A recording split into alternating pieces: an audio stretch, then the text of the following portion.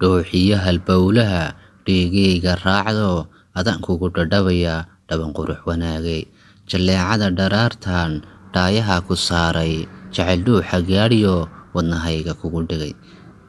Sida dhibicda maygo barqa dhagagax soo tidhi oo ubax dhalaal badan caleen dharabka qooyay dhirta sare ka muuqdaan.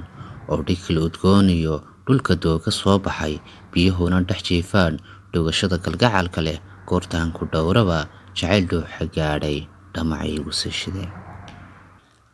Jacayliga dhab weeye sida dhiilka xoor kale dhegdheg ma u wadaagnaa aqal ma u dhisnaa weyn ma u dhignaa aroos wacan nafta waad ku dheerte. Kuu dhiibay gacanto axdigii ku dhigayee talo waxaad ka dhigi layd adankaa war dhowraa.